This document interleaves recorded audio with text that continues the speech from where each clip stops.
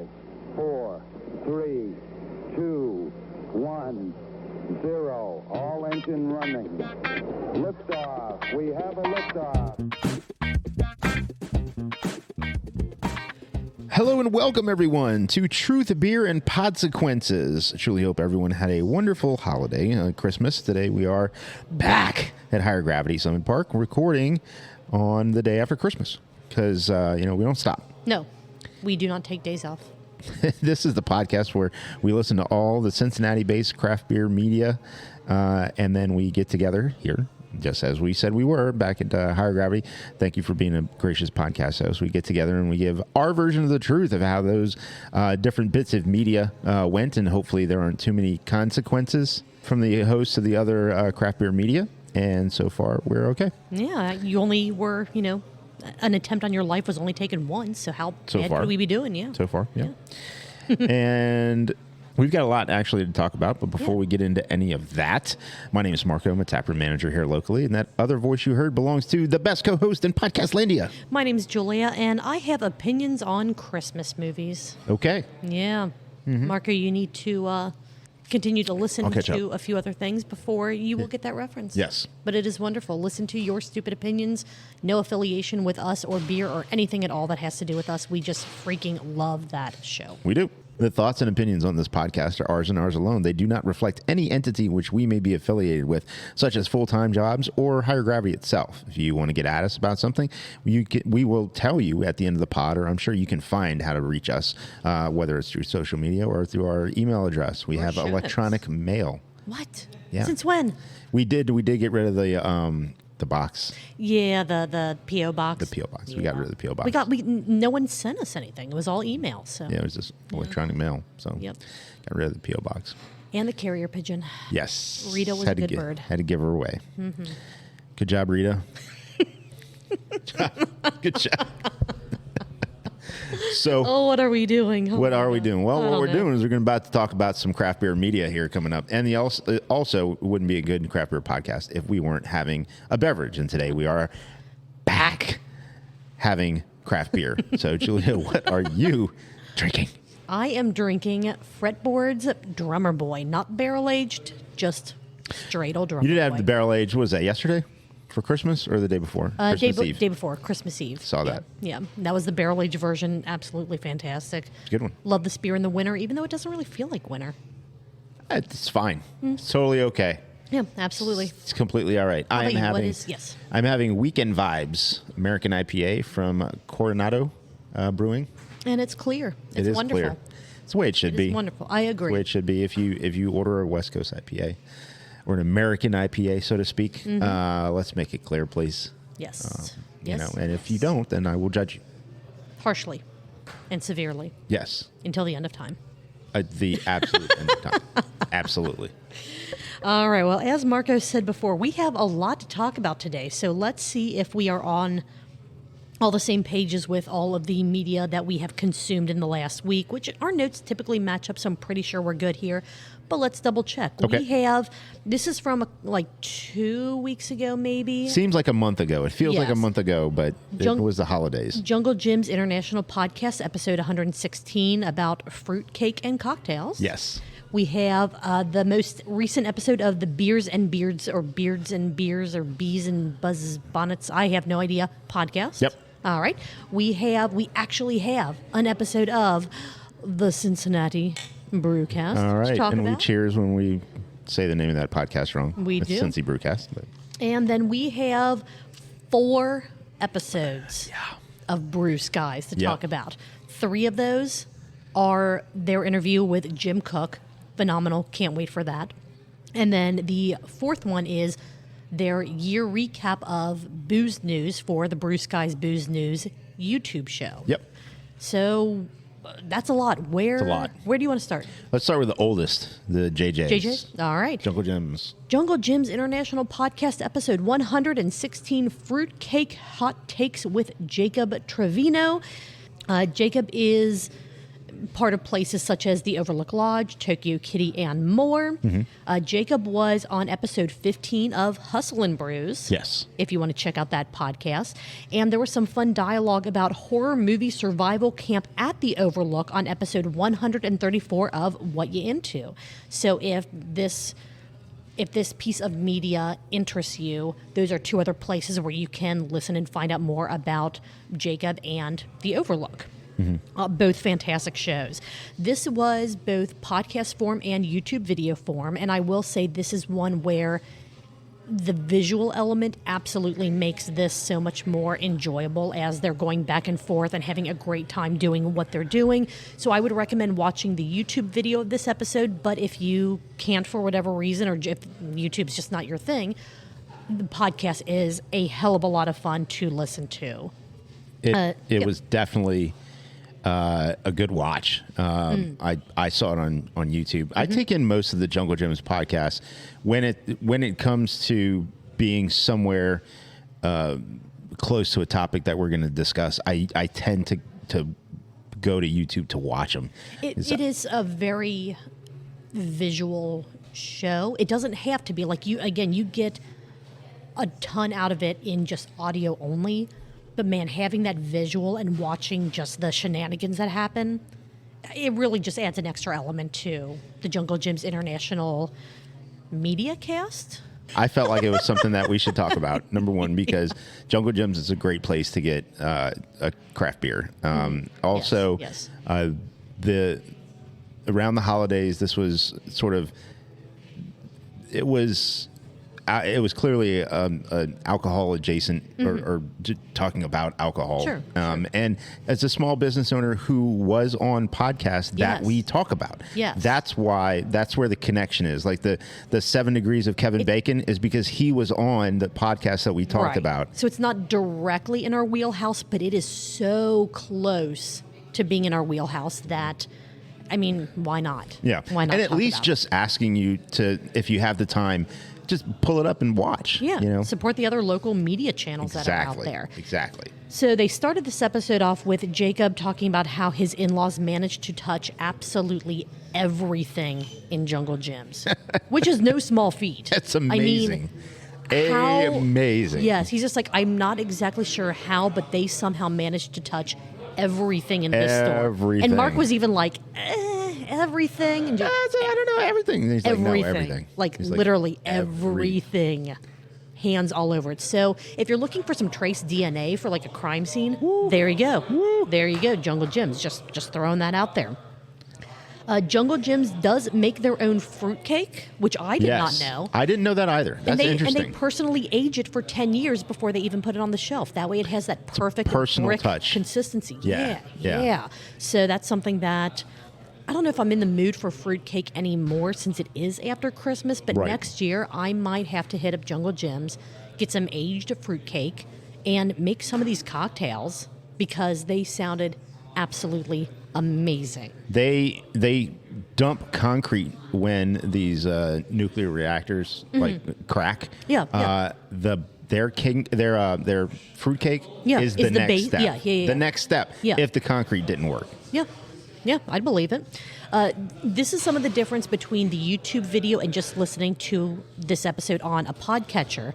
The podcast is not quite the perfect media format for seeing cookie cutter fruitcake shapes. Yeah. So there was again, that. they describe them in great detail, but really seeing them just kind of...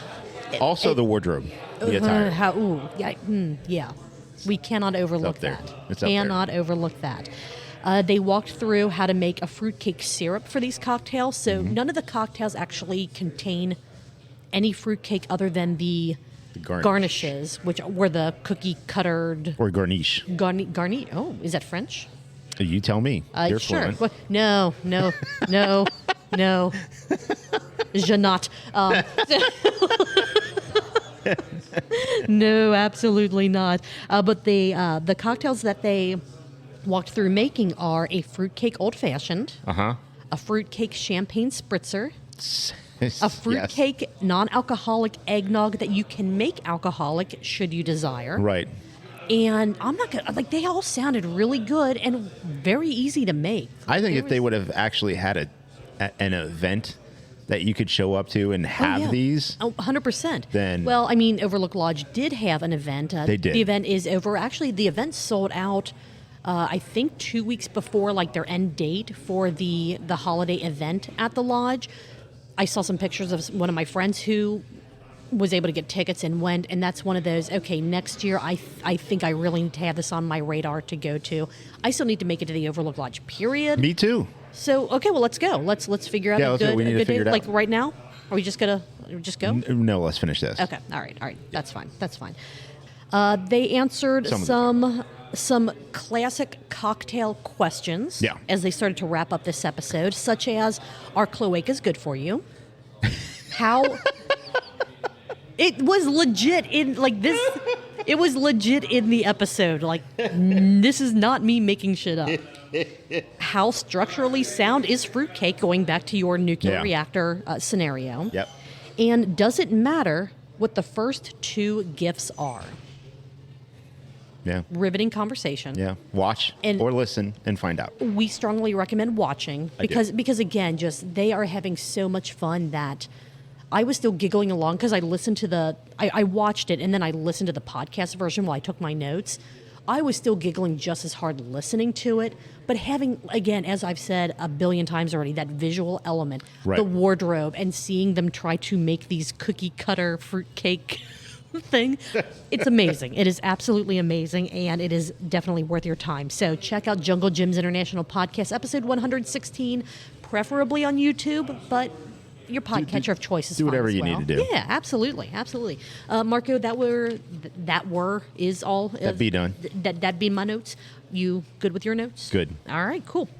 They match your notes. I know. Exactly. But I always want to make sure. I want to make sure that there it. isn't anything that I'm, stepping on your toes for in these recaps. Mm-hmm. What do you say we move on to the Bears and Beards and Booze and Moving on. Bourbons podcast. Yep. Beers and Beards, which it sounds the same. It sounds so close. Episode 143, Green River Wheated Bourbon and Light Lager Taste Test.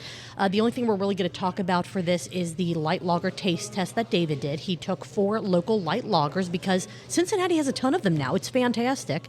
And he decided to kind of put them head to head and rank them based on the ones that he liked the most versus, to the least. He split them up to where he was tasting one every 15, 20-ish minutes through the episode. Is a bit of a longer episode. It's almost an hour and a half. So if you're not super interested in listening to some talk about bourbon and just their typical rambling conversations, which is fun, but we know a lot of people might not want that. That's why we're only going to talk about the beer tasting. Let's see. They started by mentioning which beers were in the taste test. They had garage beer, which there was a whole conversation about, is that actually a Cincinnati beer anymore? Fair. Just because it's brewed here, it's not technically owned by Cincinnati Brewery anymore? I don't know. That's a whole other conversation for a different day. Cincy Light, Legendary Lager, and Fretboard Light. Mm-hmm. So all pretty decent contenders in the local light lager sphere. He was doing a blind tasting, so what he did was he numbered the bottoms of cups and the bottoms of the cans, poured some into the cups, and then did the switcheroo, he just tried to make sure that he had no idea which cup was where, and then sipped on them. And then at the end of the episode, he drank the rest, he finished the remainder of the glass to compare them. So the first beer was at the beginning of the episode, so around 5 minutes in, he was tasting his first beer. Second beer, he tasted at the 17-minute mark. The third beer at the 29-minute mark. And the last beer at the 45.5-minute mark. So again, if all you want to know about is the beer side of things, those are your timestamps. And then at the end, about the 50-minute mark, he guessed and ranked the beers, and he actually thought that what he, quote-unquote, knew to be the best beer was actually his least favorite when everything went head-to-head. Oh, really? So that was interesting. I said that I didn't listen. Well, yeah. You're saying it for the effect. Absolutely. I'm not going to give out the winners, his ranking. I don't want to necessarily say winner, loser, whatever. But if you because Marky, you've had all 4 of these beers. Do you remember them well enough to where you could rank them for, like, which one you prefer most to prefer least? Like, again, they're all good, but do you have preferences, or which one would you rather drink out of the 4 if you only? I can tell you which one I like the least. Okay. And it's garage beer. Okay. And I had it after it was spun off. Mm-hmm. Out of those 4, I knew I liked it the least. Mm-hmm. But it's very close between the other 3. Like with the Fretboard Light, I had a decent amount of that. I've picked it up in 6-packs. Cincy Light, I've had that in 6-packs. And then what was the 4th one? Legendary Lager. Legendary Lager. I've had a lot of Legendary Lager. Mm-hmm. But I remember garage beer was the one that just stood out to me, where I was right on the line. I had it at a restaurant, and it could be the restaurant, it could be a line issue, sure. you know, but I had it, and I almost just gave it back. I think I had it. Didn't they change the recipe a little bit at one point? Like I think they're going to tell you they didn't, but I think it had to have. Because I thought there was something that, like, I had one, and then the next time I had, I'm like, there's something different about this, and I want to say it's been quite a while that it was both out of a can, so there shouldn't have been any line issues, anything like that. But yeah, I would have to agree that out of those 4, I think that garage beer would be the one that I would be kind of least enthusiastic about picking up. If someone said, hey, here are 4 light lagers for you, grab the one that, strikes you the most. But like you said, the other 3, Cincy Light, Legendary Lager, Fretboard Light, they're all very, very close in where they rank on my light lager scale. Kind of all that we really had to talk about for this episode, because most of the episode was, I don't want to call it filler because it's all content, it's all great conversation, but the parts that fit into our wheelhouse for the Cincinnati and Cincinnati craft beer were these 4 tasting touch points. Yeah, and it's that topic is making its rounds, and I feel like as we have so many offerings, and then we also continue to have more offerings. Mm-hmm. It's fine as a topic. Why not have that thrown in there? Right, absolutely. Where you're gonna do something like that. It's way easier to compare that style of beer than it is to say go grab 4 of your favorite IPAs from Cincinnati. Right. It's way too broad a category. I would agree with that. So and at least this you can compare what this product is supposed to be versus somebody else's product. Mm-hmm. You know exactly what they're trying to be from a taste profile. Right. Like I know that I'm going to probably get shit from this, but a light lager is a light lager. Yes, you can have your variances, stuff like that, but it's not, like you said, it's not like saying, well, grab an IPA. That range is so much bigger and so much more much extreme to interpretation than the range of light lager. So, yeah, it was definitely fun. Let's see. Kind of move through these a little fast because, again, those were sort of shorter episodes. Also want to not forget to give a shout out to Adam from Adam Makes Beer. Yeah, he produces content, not just every month, not just every month, but he puts out content on a daily basis. Oh my God, it's ridiculous! Again, it's good stuff. It really is, but it is very into the weeds. It's just on the technical brewing and process. high level on that, right? So, don't if you want to know about that information, please seek out Adam's podcast. Please watch his podcast on YouTube, and because those are fun and interesting and informative. But yeah, again, I mean,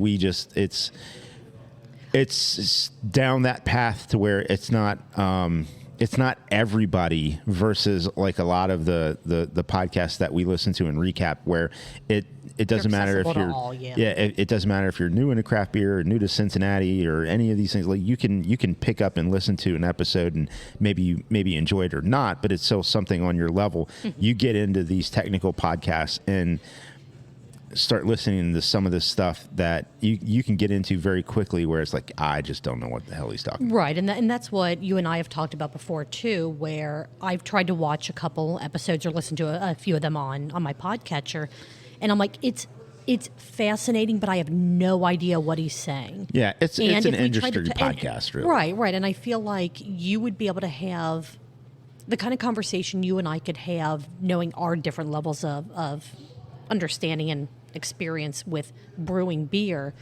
You would be saying things that I'd be like, I don't even know how to respond to this because I don't know what you just said. And please know that is not a knock on his podcast. No, what no, it no, is no, is a clarification on, where you're listening to something for enjoyment or listening to something for information, and that also enjoyment comes along with it. Right.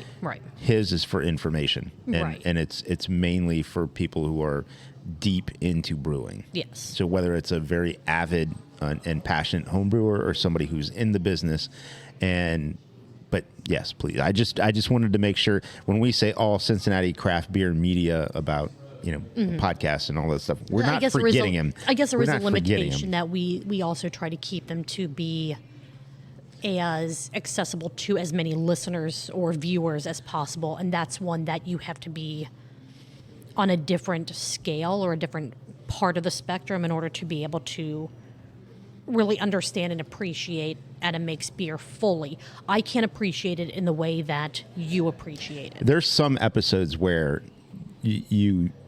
anybody can kind of get an idea, but yeah, for the most part, it is industry technical stuff. So and he does a great job with it. Really, really fantastic job with it. So congratulations on a really good podcast, and also, all of the podcasts that he's been on because of being an industry professional. It's quite a great accomplishment. So keep it up, Adam. Yeah, absolutely, great job. Maybe have you on ours one day. Yeah, that'd be fun. What? He does cocktails too. Yeah, he could try to make us a cocktail. Yeah. Show us how to make cocktails. Yeah. Teach us everything. One of these days, we're gonna have to revisit that martini podcast. Yes. Yeah. Yes. Oof. All right. Would you like to dive into Cincy Brewcast or the 37 episodes of Brew Skies? I think we save Brew Skies for the end. Okay. Let's talk about Cincy Brewcast, since he is not here. Just go ahead and talk about him. Oh, yeah. Him here. Oh, absolutely. Yeah. Absolutely. Gonna roast the gnome. Roast the gnome. Hashtag so, roast the gnome. Cincy Brewcast is back. But for how long? Yeah. And we say that with love. Of course. We pretend that we are upset at the lack of continuity with the posting, but it's like, we get it. He's a busy guy. It's fine. He's got his own business to run. And kids, family, holidays. I mean, there's all kinds of stuff. There are only so many hours in the day. This is Season 9, Episode 18. MadTree steps up and brings their food program in-house. Yep. Some of this was talked about on last week's Weekly Pint. So some of this may sound like, didn't you guys already talk about this? Yes. The answer is yes. But we didn't have the specifics from the podcast itself. Right. This was also released both on YouTube as a video as well as just audio only. I watched the video. There really wasn't a ton of extra that you get from the video versus the audio only. Like, again, Jungle Jim's podcast, that visual aspect definitely gives you something extra. Right. Cincy Brewcast, it's cool to watch, like, the physical interactions, facial expressions, stuff like that. But I don't feel that you get that same extra level of spice added into it. But it is out there in a visual form as well. Did he use any of his newly discovered platform emojifications? No. Oh, okay. I was kind of upset about that, but I don't know if that's just streaming or if that's like in like recorded video as well. That's true. But yeah, I don't know enough about that side of. We could try and stream and figure it out when you try and mess with it. Apparently, it's some. We're not going to do that. No, because apparently that's some specific software or something, and it's like no. Nah, we don't need to do that. So this episode had Brock McMarron. I believe that's how you say his last name. Let's go with it. I apologize if that is Brock. incorrect. He is the director of hospitality services. And one of the first questions... That's amazing. One of the first questions, what the fuck does that mean? Yes. Okay. Yes. It actually kind of was, because they talked about how... Or what do that be? Well, more of how what MadTree is doing and what a lot of other craft breweries are doing, it's no longer just a brewery service that they're offering. It is a hospitality service, because there's a food element to it. There's the drink element. There are event elements to it. Yes. So Hosting events, it's in a way, event space. they did have to go Weddings, over what bat mitzvahs. that is. Lots of that stuff, yeah. Dog weddings. Yeah. All kinds of stuff. Yeah, you All can do kinds of anything stuff. there. True. They talked about, was the shift in their food program a surprise or not? Because apparently some people had no idea that Catch a Fire and MadTree's partnership was, I don't want to say coming to a close, because it seemed like just like the lease was up and just as they talked about it. So some people were aware that things were changing. Some people, it was completely out of the blue. Brock I don't feel like he really answered that question, because he's like, I'm involved in it every single day. So to me, no, it wasn't a surprise. And I think that I knew the things that you could look for that could give you the signs that we were going to be changing up how we do this. But do outsiders looking in, would they have noticed these same things? So they did touch on that. I want someone to interview Catch a Fire. No, go interview Catch a Fire. Yeah. Go ask them. Because they've been such a huge part of MadTree from, again, pretty much the beginning. Yeah, I want to know. That business started as a food truck. Food truck, yeah. And then the food truck wound up getting basically permanent food truck status. And then when they That was opened, probably one of the first permanent food trucks at a brewery, or one that you're like, they're most likely always going to be here. right. And then they went brick and mortar with 2.0. With 2.0. They And had now- the space. They built the space to be able to have the food partner there. Right. And they are, even though they have their own standalone locations as well, I feel like Catch a Fire is not quite synonymous with breweries, but it's something that if you say pizza and beer, like Catch a Fire is one of those first places that you think of. And with them moving into being the food partner for Westside Brewing, they're keeping that association where if you want pizza and a beer, you get, X Brewery and Catch a Fire. Like, I feel like they're staying very ingrained within that brewery culture or environment. So yeah, new episode for it. That could be maybe drinking with the gnome, because it's not white beer. Because drinking with the gnome covers a bunch of stuff. I don't know. He makes the rules. It's his true. company. That's true. He can do whatever he wants with it. Yeah. All right. Alcove sparked MadTree's desire or idea, like, we actually could own our own food program at all of our locations. I feel like MadTree, it sounded like, was a bit of their test bed, which it's a different kind of food experience. What you are going to expect and want from a place like Alcove, which is more of an intimate food and dining beverage experience, more so than going to the Oakley Taproom or, eventually Parks and Rec once that opens here in Blue Ash. You're not going to expect or want the same types of food at both locations. You're going to be getting high quality, shareable food that is out fast. Yeah. People don't want to wait an hour for their food. And we mentioned this last week. It's going to be bagel bites, Hot Pockets, pizza rolls, those kind of things that everybody wants, that everybody loves, but no one has actually done yet. I don't know why there isn't a brewery that also doesn't open up and offer Pop-Tarts. Yeah. Pop-Tarts for breakfast. I'd be down. You know, Pop-Tarts and a cream ale or something. Yeah. Yeah. Yeah, sure. Streetside could pull that off. Yeah. Yes. Streetside could do that. All right, Streetside, get on it. Pop-Tarts, Julia, hot or room temperature? It doesn't matter. So yes. Yes. So toaster versus just open the package? Yes. Okay. Very I good. mean, it's Best Pop-Tart flavor? strawberry.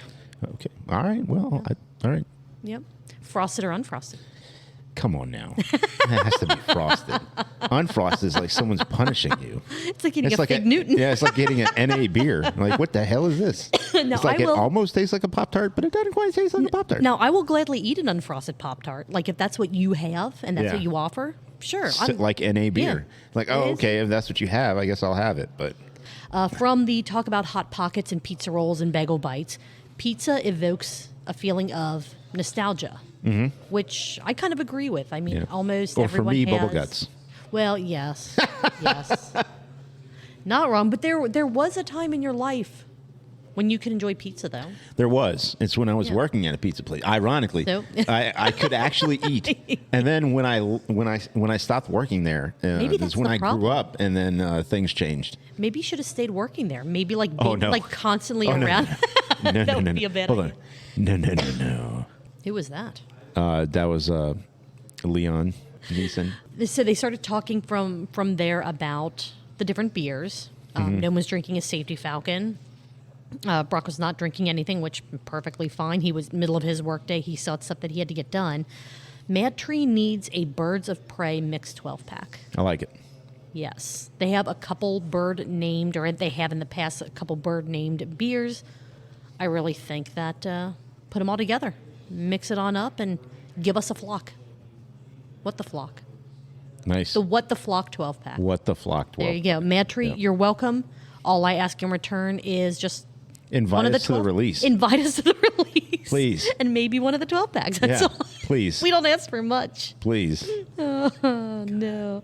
What really have we asked for ever? We Utopias. asked for utopias. Yeah. That didn't happen. No. We got two Yet. years to work this out. We do. We have plans. yeah, we have We plans. have plans for, 2025? Yes. We'll get there.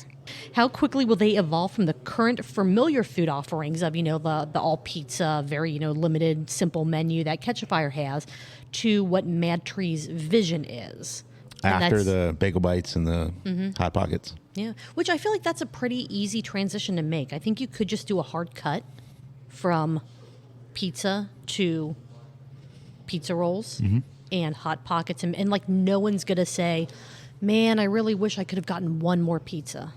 You got freaking bagel bites with like the little square pepperonis on top of it. What more do you need? Yeah. But there will be someone that complains. I mean, that's never ending. It is a constant in life. The only things certain in life are taxes, death, and someone's going to complain about the goddamn beer. That's true. All right, timing. They actually talked about timing for the food program going on. Ketchafire is out, or, the lease is up January 1st, so just a few days from now. There will be some semi-permanent food trucks at MadTree 7 days a week during most of their open hours, or at least that's what the current plan is. I am excited about the food trucks, though. Red Sesame, which is phenomenal, and Sweets, Meats, and Treats, which is a fantastic barbecue. The plan is hopefully by April-ish, their food program will be in place. Sounds so weird. I mean, that's only... They knew for months they were going to actually move on. Right, but if they don't want to do just pizza and they want to do more than what Ketchafire's equipment allowed, I don't know. It's weird. Let's see. Look for the daycare corner coming soon to 2.0 and Parks and Rec when Parks and Rec opens. They're going to have a dedicated space where you can just drop off your kid in a dedicated corner of the Like brewery. IKEA. And then exactly like IKEA. You just walk away and let a MadTree employee entertain your child for an hour or two while you have your drinks. Somebody needs to give 16-year-olds jobs. And that's a perfect That would be a good one. babysitting job. Yeah. How many 16-year-olds do you know? Because I don't know any. I'm trying to think. Do I know any 16-year-olds that I would trust to do semi-run a daycare? And I don't know. I used to know a 16-year-old, but then they turned 18. Yeah, as they do. Yeah. Yeah. Then they talked about how sometimes it's fun to just shut off the event side of breweries and not always have to have a thing happen, and just be a bar. You walk in, you get a drink, and that's it. There's nothing extra. There's nothing, no big installments, no, random events happening on certain days of the week. It's just, you always know what you're going to get when you walk into a space. And maybe MadTree will work on that for MadTree 4, which will come after Parks and Rec. The Quattro. Quattro over on the west side. It'll happen. I'm speaking it into existence. MadTree on the west side. Yeah, the mad side. They could Sure. they could buy west side. No. Nope. I should mute your microphone for even daring to say such a thing. Terrible. But no, absolutely. When's West Side Food going in? The reason I bring it up is because it's Catch a Fire. Yeah, Catch a Fire. That's a good question. I do not know, but maybe I can convince my Josh that we should stop by soon and just ask. Yeah. Yeah. Just question the bartenders. Hey, Chris, I know you're a big listener of the show. When is Catch a Fire going to be opening their doors? Opening up their doors within the tap room. Yeah. Let us know. Yeah. I did actually have a multiple choice question for this. No way. It's true. I don't have them for all the episodes this week, but I do have them for a couple. Was there anything else before I get to that you wanted to touch on for season 9, episode 18 of the Cincinnati Brewcast? No, I don't have it. We My multiple choice question that I did not tell you about before we started recording, so you are not kind of panicking. I'm not going to bring the D. You know, why not? Okay, all right. It's what we do. Well, it's what you do. I have nothing to do with that part of things. Right. This is part of the visual that you got from watching this episode on YouTube. Okay. What did Gnome do with the lime on his beer? A, he squeezed the lime into the beer. B, he bit into it and then took a drink of the beer. Or C, he just set it aside. Juilliard D. I bring the D. That will never get old. Thanks for all the advance notice. Yeah. For D, did he squeeze the lime, suck the lime, and then for some reason lick his hand, like as if he had tequila? Like a tequila shot? You know, did he do that? I mean, that was actually kind of a combination of A, B, and C. So D, all the above. Oh, right? Yeah, that's it. Yeah. Yeah. Excellent. Big time. Excellent. Before we get to 37 different episodes of Brew Skies, need to take a break? I think we need to reload. All right. We may even need to break in between those. It's a lot. It is. It's a lot. It's amazing. Like everything we're about to talk about for Brew Skies is freaking phenomenal. Because not only do we've got the 3 Jim Koch episodes, which we could probably talk an hour about. Oh, easily. And then we have that hour and a half long.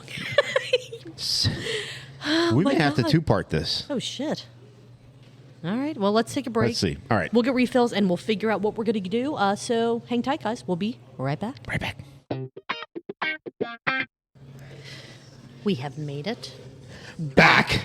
And there are a lot of people running around Summit Park right now. It is pitch black.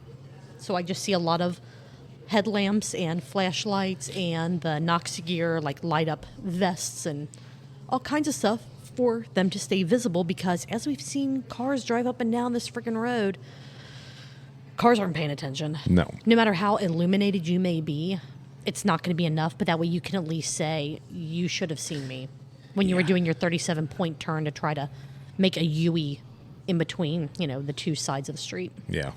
It's happens way too often. So weird. Yes. Strange. What do you say we talk about all things Brew Skies? Because we got a lot to talk about. Would you like to do the hour and a half long, 2023 Brew Skies Booze News wrap up first?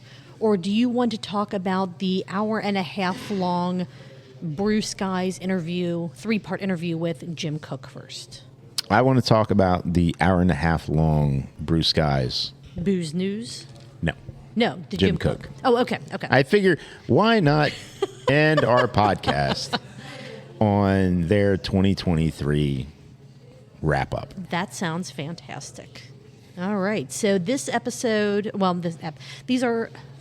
was one interview, one long conversation that they cut into 3 separate either podcast episodes or YouTube videos. You can watch this interview on YouTube or just listen to it. This is Brew Skies episodes 18, 19, and 20. Part 18 or episode 18 is about 40 minutes long, 19 is about 28 minutes long, and episode 20 is around 32 minutes long. You can kind of listen or watch them in any order. I think they segmented them well, but you miss a bit of the flow from one topic to another. So I would recommend listening to them in order, part 1, then 2, then 3. But you could you could take them out of order and you're still going to get some absolutely amazing content from Mike and Jim. Yeah, I don't necessarily think the timeline or continuity necessarily is a must going 1, 2, 3. Although it does follow somewhat of a timeline. However, yes, those episodes can be listened to in any order on their own for sure. So we'll just go in order: part 1, then 2, then 3. I figure that makes the most sense. Yeah. All right. So episode 18, or part 1, which I'm calling A History of Sam Adams. Their stalking of Jim Koch finally paid off. It's very interesting on how that happened, especially since Brett collaborated with Sam Adams. Apparently, you would think that Brett would know a guy, but it turned out random bar napkin knew a guy. Right. As it turns out, you just meet a guy and then bar napkin. Right. And I mean, the best stories happen on bar napkins, and this is 100% one of those best stories. The interview was composed entirely by Michael D. Morgan. Michael brings the D. Morgan. Because Brett was the Grand Marshal at the Carnival Festival down in Brazil. So he had to miss this. But, I mean, again, they've collaborated with Sam Adams, so I'm sure that he is very good friends with people that could, introduce them should Brett feel so like he's just holding out on Mike. Basically, yeah. Brett could have gotten the interview. He just was like, that involves picking up the phone because Jim doesn't have a cell phone, and I don't like talking on the whole. He has one. The whole social anxiety thing we talked about earlier. The clamshell. The clamshell. Man, those are so satisfying to snap shut if you're mad at someone. Yeah, because you can't do that now. No, you just poke angrily at a screen. It doesn't do anything. Hang up on you. No. Or the old school phones, like the actual corded home phones, when you were really mad and slammed the receiver down, the little ding at the end. Exactly. Jim said that his blood alcohol content is at a constant 0.6%. He's like, I'm always just legal. Everything is always just fine. He did say that. It was amazing. Like the introduction and the kind of, hey, I'm sitting here with Jim Koch and this is this, and Jim's personality, his speaking voice, all that, this whole, all 3 of these episodes were so soothing to listen to. Sure. In a way, if that makes sense. Yeah, I'd agree with that. Let's see. So this was, this episode, The History of Beer in the Koch Family and Boston Beer. And did you know Jim isn't a Jim? I didn't know that until I listened. I mean, I'm sure that it's been in other publications, that kind of thing. But yeah, he's an Augustus. You know what? He would not take offense to that. No. If, as you listen to these 3 episodes, he would not take offense to being called part of the Bush family, being called an Augustus. I mean, hits out on his life, as we'll get into, and I think that was episode 2. But I mean, good Lord. Technically, they are the largest American brewery right now. All the other big names have kind of sold out or partnered with international corporations and big old conglomerates. Yeah, they're not American owned. Right, exactly. So Sam Adams Boston Beer is probably the last or maybe the only current or the largest. And they do go into that. It's them and then the Yingling. Yes. Family. Yes. Which, man, just hearing the Yinglings, they're great people, this and that. I'm like, how cool would that be to just have that access to just talk to these people on a whim? Holy cow. And I know that Jim worked his ass off to get to where he is, to get Boston Beer, Sam Adams, to get all of this to where it is today. Mm-hmm. But he is still managed to stay incredibly humble and respectful about everyone else in the industry as he was growing the business. Jim Koch's dad liked to piss off brewers and companies. It turns out. Pretty much everyone that he talked to, including Jim. But one of the things that he told Jim, yes. Adolphus. Oh, he would. Boy, can you picture, and I'm saying this having not met any of these people, get Jim Koch's dad in a room with Augustus Bush and just let's just air your grievances right now. Holy cow! Who would walk out alive? I would put my money on Mr. Cook. Absolutely. You know who would. That's right. Absolutely. One of the most amazing phrases that Jim said that his dad told Augustus, as you were saying, about the quality of his beer. Or no, it was one of the other smaller breweries, wasn't it? Yeah. My bad. Our truth. He told AB, he said, you know what? When it comes to the quality of your beer, I wouldn't put that in my enema bag. Yeah. Which the man does not mince words. No. In any way, shape, or So what form. you're saying is, you don't care for it. No, it's a little bit not my thing. You don't care for it. A little bit not my thing. But what he did impart in Jim is that if you're going to do this, if you're going to brew beer as a career choice, even though I think it is an absolutely terrible idea and this is the dumbest thing that you have ever said you want to do, it 100% has to be about quality. If you don't have consistent quality, any business that you're in, that's going to fail. And Jim really took that to heart, and he's like, I'm going to make a beer that is more flavorful and bolder than what is currently there, and it will be consistently top quality, the best non-yellow, like light yellow, watery, lightly carbonated beer that everyone else is drinking and making today. Yeah, and they talk about things like the freshness date. Mm-hmm. Yeah, I've seen labels where they use the notch system that they talked about, and it's just like, what in the world is this? You have like 3 little, hanging chads on the side of my beer, the beer bottle, and you have no idea what that means. Well, Sam Adams Boston Beer does use a notch system now. Oh, they do? Okay, okay. I do bought they a still have them 6-pack. printed? Good. I bought a 6-pack of the remastered Sam Adams the day after this came out, and only the day after because I went looking for it the day this came out to drink while watching, and my local grocery store was completely sold out of Boston Lager.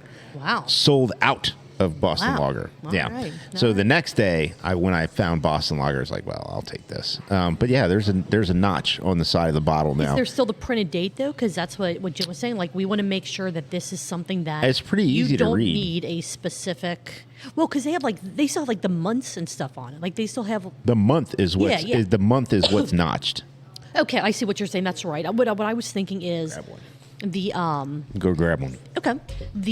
What Jim Koch was talking about is on some of these beer bottles, beer labels, there was only like a series of notches or little clips taken out of the label that unless you had the specific kind of brewery code card for the placement of those notches would indicate a month or a day or a year.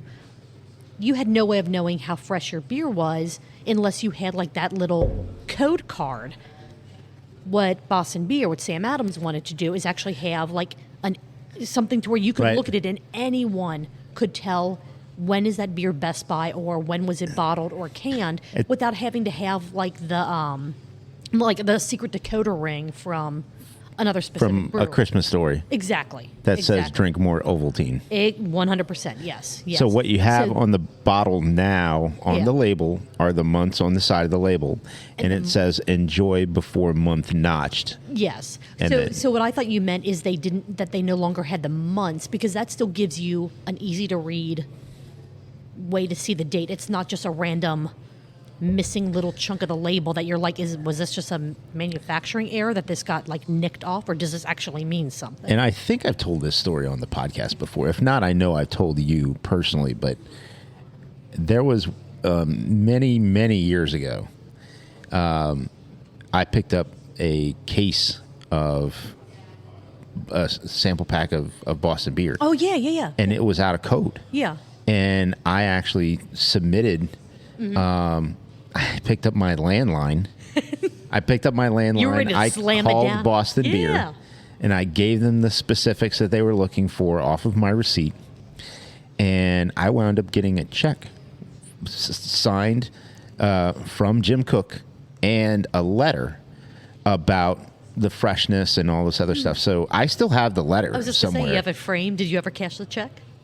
I did what I did, and I bought Boston beer. Okay. Because that would have been one of those things where I would be like, you know what, maybe I'm gonna eat this one and just like frame or Right. keep the check and all. I thought about it, but I was like, you know what, I think he'd want me to buy more Boston beer, which you're probably gonna do anyway. So right. Yeah. So I used his money to buy a fresher pack of Jim Boston bought you some beer. Yeah, Jim bought me beer. Jim's never bought me a beer. Man, that's so cool. Yeah. That is awesome. I love that. Yeah.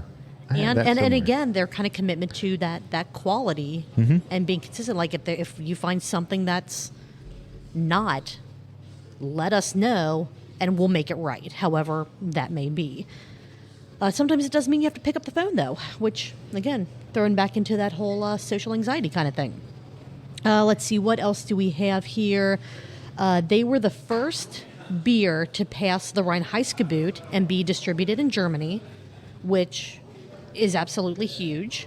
I don't think a lot of people realize that the trials and tribulations of trying to get a beer distributed in Germany was such a big thing, and that Sam Adams is able to claim it is, again, another really cool thing for a Cincinnati beer company. Mm-hmm. Yeah. Let's see, what else do we have in episode 1? Well, episode 18, part 1 of this episode. Jim was actually really happy about having a low regional percentage rate of the beer market. And when he was talking to, I believe it was Augustus about this, who had like a 50 or 51% shareholder or like stake in it. Jim's like, man, I'd hate to be you with all that. I'm happy with my like 3-4%, whatever that number was. And Augustus is like, well, why? And Jim goes, I can double mine. Mm-hmm. I can grow. He basically said, I can do something you can't do. Yes. And he's like, what can I do? Well, what you can't do is double your business. Mm-hmm. Yes. And so that's absolutely fantastic. Jim felt like he was winning. Yeah. They talked about how Sam Adams started doing so incredibly well while other local breweries were dying off. A lot of that had to do with marketing and things that we'll get into in episode 19, part 2. And then one of the last notes that I had for this part of the interview was Koch's dad was told to dump his batch of Boston Lager because it wasn't water. Yep. It had too much flavor. It had color to it. They're like, no one wants this. They want pale yellow, light, flavorless, nothing. It's amazing. You need to dump this, and look where we are now. That's amazing. We listen to a lot of craft beer media, and we have listened to a lot of the stuff that Jim Koch has been on locally and talked about locally. That is one story that I hadn't heard before. Yeah, I hadn't heard that either. And that's amazing. And a lot of this is if you are deep enough into Cincinnati craft beer, a lot of these stories, a lot of these things you've probably heard before, but have you heard Jim tell the story himself? Like, I know for me, a lot of these things that I'm like, okay, I knew that. I knew them from what other people were talking about. Mm-hmm. I knew them from references that Brett and Mike would make on Brewcast, mm-hmm. or what, the Gnome would, throw out on one of his episodes of Cincy Brewcast, or, a Cincinnati beer book, or going to the Spring Grove Beer Barons beer event and having the Dawsons talk about, the Koch family and that legacy in Cincinnati. But actually hearing Jim himself recap his Cincinnati craft beer life is something that, I don't know. I'm kind of slightly geeking out over it still. I want to say shout out to that guy at the bar. Yes. Because, you have your circle of friends, whoever you are, whoever you're listening to. For you to be that comfortable with dropping someone's information to somebody that you just met at a bar because they desperately want to talk to you about your business and the way things used to be, how you got started, and the way things are going, and all the other things. Is like, shout out to that guy at the bar, because he just pretty much just outed his friend. Yeah, pretty much. Oh, yeah, here, let me give you his personal cell phone number. And if he doesn't pick up, here's a secretary's number. One of the two will answer. But I think some of that, too, is when they were having this conversation in the bar, I think that this random stranger probably could tell Mike's genuine passion for Cincinnati craft beer, for wanting to tell or have the Jim Koch story told properly, you know, preferably by Jim. And I think that when you have that genuine, like, passion and just desire to spread that information out, or, you know, try to do it right. Like, I have a feeling Mike, the way that he was talking to this guy, it wasn't, oh, I just want to be able to say that Brett and I, that we've interviewed Jim Koch. It wasn't that. It wasn't, I want to get something out of this. It was, I want to experience his story in his own words. How many more beer history books and how many different Cincinnati physical structures does Mike have to save without this guy at the bar for Jim Koch to say, you know what?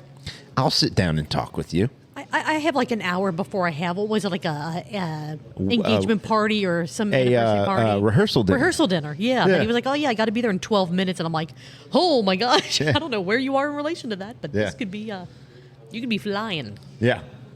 All right, so episode 19, which is part 2. Moving on. I called this episode Public Enemy Number 1 in Beer. Yes. Because this is where Jim talked about August Bush III deciding Jim was the enemy when Boston Beer won GABF. Best beer in America. Apparently, AB InBev's FBI, like they have their own FBI division to their company, which is both surprising and not surprising all at the same time. Somehow, like, oh my God, they have that. But then at the same time, well, shit, of course. Why wouldn't they have that? You know how many countries they're in? You know how shady some of those countries are? Oh, my God. Yeah, well, well, just think about how I guess going to one of his distributors' warehouses, and keep me on track here because I don't have this specific thing written down. It's a distributor warehouse, yeah. And saw, you know, a banner for Boston Lager, you know, best beer in America. And he's just looking at that going, you need to take that down right now. Did you put that up there? And like he's grilling the guy. The poor guy is probably shitting himself. Like, I just work here, man. I don't know who put that up. We are shipped all kinds of promotional materials and we just hang it up on the walls. I don't know.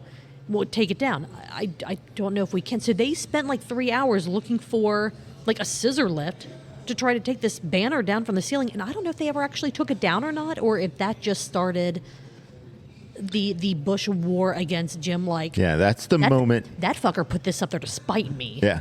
And that was where all of a sudden, like Jim hung it himself. Right, exactly. It's like, no, I don't know, the last, couple shipments of beer, this was part of it, and we hang up stuff from the breweries that I like it better with Jim hanging it himself. Yeah, I do too. I absolutely do you too. Tell August, yes, I hung this. I hung this purely to spite him, which I don't think Jim has a spiteful bone. Again, knowing the guy personally, as I do just by listening to, these episodes. Look, you don't grow that big as a company without having an assassin at the top of the company. He is a clearly engaging and jovial person. He's a Harvard grad, but he made the mistake of graduating law school, but he never took the bar. He did. He didn't pass. Oh, I thought he said that he took the bar. Oh, he took it, but he did. Okay, I misunderstood that. And I feel like almost that he took it. They reference that he might have taken it even recently. That's what it sounded like. It sounded like this was a very new, because he was at a thing. Oh, and what are you doing? Or oh yeah, I'm graduating tomorrow. Or I'm right. Yeah, and we were jumping so all but over I the like place, the story better where Jim hung it and told him, "Hey, you tell August I said F off." Yeah. What was so interesting about kind of the beginning part of, basically Jim being told, don't park anywhere super dark. Like, make sure someone knows where you're going. And, like, when you get there, like, call someone before you get out of your car. Information you give someone when they're visiting New Orleans. Oh, my God. Look, don't walk down the alleys. Don't do this. If someone like whistles, don't turn to look to see where it's coming. Right. Just go where you're supposed to be and check your bag before you get to the airport. Yes. It's like, it's like deconstruct your car to make sure that when you get back to your car, someone has. Do you have a mirror on a telescoping handle to look underneath your car? Holy cow.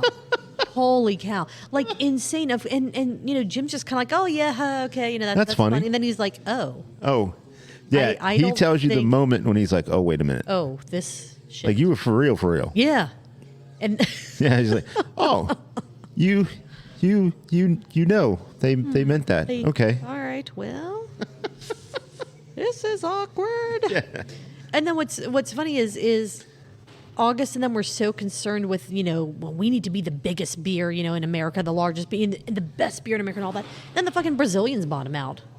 That's because like they were so worried about the guy Jim, in the yes. 1% Yes. that they didn't pay The attention. guy in the denim button-down shirt, they were so concerned about him that they didn't realize that these little strategic moves being made by these other chess players in the global beer world were coming in, and yeah. Yeah, that's it. There were some really interesting things, though, such as something that I didn't know. Sam Adams was kicked out of AB wholesalers. Distributorship needed to be changed over. Like, they were pretty much saying, they as in AB, Yeah.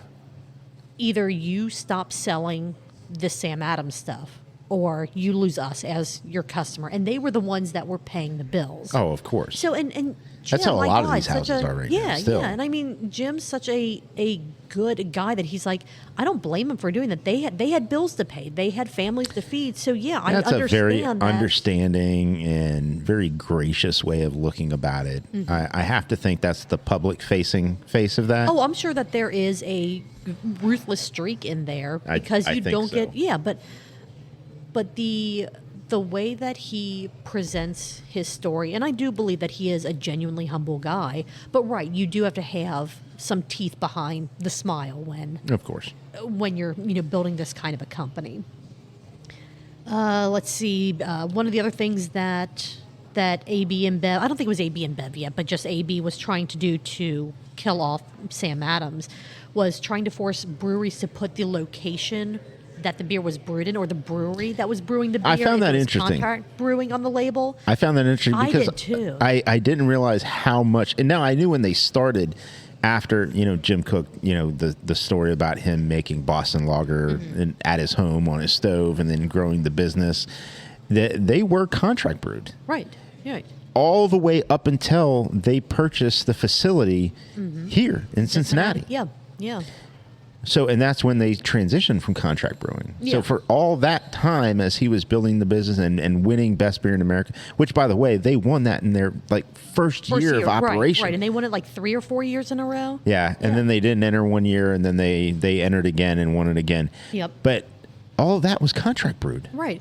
And Jim even said in the interview, we never tried to hide that the beer wasn't made at a specific location, but we at least had on the label brewed in Philadelphia, brewed in, they might not have said the specific brewery that they were contracting, but he's like, we always put where it was brewed. And the funny thing wasn't, and I forget if Mike or Jim said this, all of the breweries around here that are contract brewing, they might put, some of them do, I know Wooden Cast for a while, had, on the label, this is brewed, under contract, here and here and here. But he's like, all this time, no one's ever put, contract brewed by this, because those companies were making the beer. It was being made in their facilities, but they didn't own the recipes. They didn't own the quality control. That was all still Boston beer going into those breweries, But or into that location, saying... And I think what he was saying is that AB was putting that it was brewed in St. Louis. Right. And it could be brewed at any of 8 Budweiser facilities across the world. Right. That was very interesting. That's a bit of detail that. And I say 8, just as a number. It could be, they could have 7, they could have 11, they could have 12, 36, whatever. who knows? Right. This is kind of the last note that I had on this episode, because we don't want to talk over every single thing that Jim says, because we really It sounds like we are, but believe me, we're not. There's so much We're more not. to it. Jim is not a jerk, and he does not play polo. Yeah, correct. Yes, and that was some lawyery stuff that they started to get Yeah, into. you'll get into it's watch it, and you'll fantastic. get into that. You'll understand that completely. Absolutely. Anything else on episode 19, aka part 2, aka Public Enemy number 1 in beer? I want to know what was Jim drinking because clearly Mike was drinking Boston Lager. Jim was drinking something lighter. He had a Lager. Can. Yes. And I think and it was a 16-ounce can, if I'm not mistaken. It looked like a taller. So I wonder if that can was the Noble Pills that I don't know. Right. I wonder if it's something they picked up from the brewery, like the taproom, brought over, versus the actual manufacturing facility. Right. Ready to move on to episode 20, Jim Koch Part 3, a.k.a. Jim the Savior? Do we need to take a break? Yeah, we need to take a break. All right. We'll be right back. Having a lot of water today. We'll be right back with even more Jim Koch goodness. Jim Koch goodness. I don't know. I'm trying. Okay. No, let's go. We'll be right Jim back. Koch goodness. We'll be right back. We have actually made it back. And Mark, I'm still working on my drummer boy. I'm taking it a little slow today because I drank way too much on Christmas. I don't know anybody who did that. Who? But you have a fresh pour in your glass as you're going in between some water. What you got? Yeah, having a lot of water today. Yes. I have Imperial Headhunter. Absolutely. Because when that's on tap, just like Hop Juju, you got to have it. You got to do it. Got to have it. Got to. And I was going in between, do I do Hop Slam? Do I do Imperial Headhunter? Mm-hmm. Hop Slam is a delicious beer. Probably going to get that one next. Okay. But Imperial Headhunter is slightly fresher. Fair. But yeah. All right, so I will mention this again at the end of the episode, but we are going to finish out this episode of Truth, Beer, and Consequences with part 3 of the Jim Koch episode. Yeah. And then we're going to do a separate episode for recapping Brew Sky's Booze News, their Christmas episode. Calling an audible on this one. Yes, it's a timing thing. Yeah, it's the amount of time that... I mean, we knew that Brew Skies was going to take up a large portion of time. Mm-hmm. As we get to talking and covering it, it makes more sense for us to cut this episode. Right, depending on if you're listening to this on the Patreon version, which is unedited other than the silences being cut out, or the main version, we're already at over an hour and a half, and we can probably talk for another 20 minutes just on this episode of Brew Skies with Jim Koch. So we are going to do, it's not going to be a bonus episode, but it's going to be like a part 2 for this episode of Truth Beer Pod where we talk about Brew Sky's Booze News, again, just to kind of make my life a little easier editing-wise. And that way, there aren't a lot of podcasts that people want to listen to that are 2+ hour-long shows. Right. We're not a true crime podcast. Exactly. So let's get right into episode 20, Jim Koch Part 3. Although Jim last Savior. episode, there was a little bit of true crime possibility. True. I mean... Thanks for being around still, Jim. Not that I would have wanted any of that to happen, but man, that would have been... Like, that's almost as good as, like, the George Remus story. You know what I mean? Like, that would have been up there. Whew. If you don't know about George Remus, look that up. Holy crap. Absolutely insane guy. All right. Let's go ahead and finish up our episode with part 3, Jim the Savior. Jim saves beer. Pretty much. I mean, very humble about it. Him and I'm sure a decent-sized team that he works with, but without his dedication to quality and the like, who knows? It started off with Jim finding that the English were more successful at keeping clean hop fields than Germany was. Who knew? And he took that into German noble hop growers and saved the whole goddamn hop market. He had to hide the fact that this is evidence or SOPs from the English, because the German wouldn't have accepted that. They were like, fuck off. Right. It was like, hey, here's... No, the English do this way, and it's so much better. Right. And the Germans would be like, okay, what I want to do is tell you to fuck all the way off. Uh-huh. And they would have, and we would not be where we are today. So Jim had to be a little... just had to he maybe... had to finesse it a little bit. He was like, hey, yes. so what about... What if we did this? What if before we send the horses into the hop fields to kind of plow and harvest the hops, what if we rinse all the shit off Just of give them the a little bit of a bath. And the hooves, exactly. Clean things up a little bit so we're not tracking things from field to field. Like, wait a minute. You mean not having any cross-contamination possibilities? That's weird. No, we can try that. Sure. We'll give that a shot. And in addition to that, they realized that the current at that point in time in history, hop harvesting schedule was just off. Everyone wanted the most beautiful looking cones and vines. Like they wanted, Cones. They wanted Everyone- the most beautiful, green, perfect looking Cones. cones. Thank you. Marco's saving my ass time and time again. And instead, they're like, no. There are no cougars here. We want them middle-aged hops. Yeah. We want the ones that are a little brown on the edges. We want the ones that have gone through some life. Yeah. Because A little that's bit of a where, dead tooth. Yeah, because that's where these terpenes, these oils, the meat of the hop. That sounds weird, but you Sounds probably weird, but know I what think, it's saying. you can follow us down this road. That's where we will actually get the best out of these hops. It's not when they are bright green and what everyone considers the freshest. You want them to kind of age on the vine a bit before we harvest them and use them. Yep. And that also changed the entire trajectory of beer brewing, really. Like figuring out when to harvest and use these hops because it wasn't how it was typically done. So not only did Jim Koch save brewing by basically putting practices in place to German hop farms to save Basic the noble hygiene hop, yes. but he also clued them in onto how, through science, they were Jim Koch, the brewer guy. they were harvesting too early. Yeah. So that's amazing.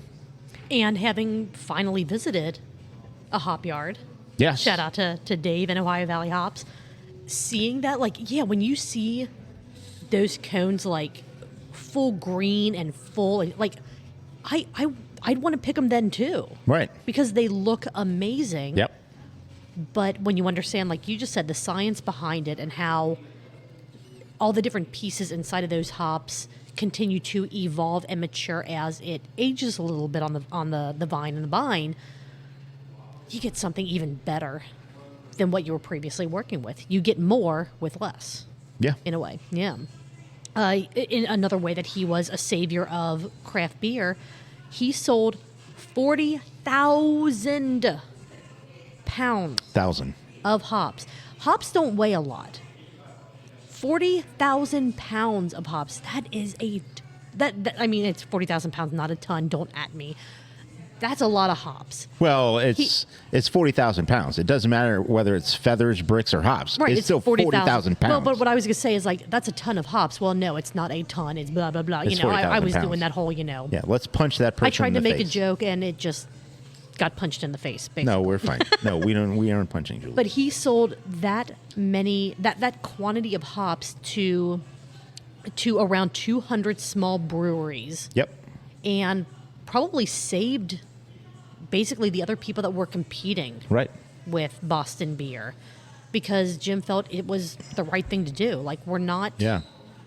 There's a healthy level High of competition. tides raises ships, or Or whatever it is raising that Danny. ships rises all tides. Whatever Danny said. Exactly. Yeah. And we do see that. And I know that I've commented on that about the craft beer community and local breweries before, that there is that healthy level of competition where they want their own businesses to do well. But if a neighboring brewery needs cans because of COVID and they can't have people sit in their tap room, or if they're out a couple pounds of malt or hops for something that they're brewing, they work together. It makes sense. It's a collaboration. It makes sense to just be nice to people. However, how much of that brewery culture, and I'm talking about in between breweries themselves, actually stemmed out because Jim Koch himself was willing to be that gracious to other breweries. Right, absolutely. So it's like, if Jim's willing to do this, then who am I to not be that way? Right. And kind of in that same vein, I know that Rheingeist will work with local breweries to, like, help test their beers and test their ingredients and make sure things are good on that side. Does Sam Adams They do that as well? I thought they did, They but do. I didn't want to speak out of turn because I haven't heard that as recently as I've heard of, Ryan Geist doing that. But a couple other notes on episode 3, which rounds out the interview with Jim Koch. New England IPAs, I did not know this, came about via a happy accident. Well, it had to be a happy accident because nobody knew the science and did this on purpose. No, a brewer just happened to go, I need to put some hops in the tank, pick the wrong tank, and history was born. Or just... Here you go. You're going to out-science me. No, my nonsense. It's not necessarily the wrong tank. It's just, No. He's like, I know we really should wait a day or two, but I'm not going to be here, so fuck it. We're going to throw it in. And so, yes, there's this biotransformation that happens, and then he's talking about unlocking, this and that. The yeast through this process unlocks this and that, from the oils, from the hops, and so on and so forth. But he's correct. Maybe they plan to do it. Maybe this brewer is going on vacation on Wednesday versus Friday, and so they just I'm not going to be here, so we're just going to have to do it, or whatever. But the so scientist, to say accident or planned, vice versa, whatever. They didn't know what it actually was going to do. Right. And what was cool was it wasn't until they had a female scientist I was like, I know exactly why this is happening. Yes. And it was just yes. Holy shit, this just like unlocked the keys to the universe kind of moment for them, which was amazing. Still not my favorite style of IPA, although I used to be. I have out. to be in the mood for them now. Sorry, I keep stepping over you. No, that's fine. Okay. But finding out that, yes, Jim Koch agrees that unlike other sort of things in the beer world, this is a new scientific, hard fact, evidence way of saying this is a different way to unlock potential, which is everything that we do with the grain, the water, the yeast, the hops in a brewing process is to unlock the potential. Mm-hmm. I agree. Last note that I had, Jim ends this interview in the most spectacular way possible by insulting the hell out of Brett.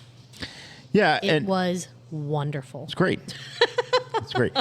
What's funny is he talked about him like he knew him, which, by the way, they had met in the past. And yet I go all the way back to episode 1, and Mike had to get his information from some guy at a bar on a bar napkin when clearly Brett has met Jim. Brett was busy in Brazil leading carnival with nipple tassels and who knows what other kind of flair. Tassels, big deal. Tassels are a big deal. True that. Yeah. Well, we are going to end episode 126, part 1 of Truth Beer Pod here because, again, we're at almost 2 hours.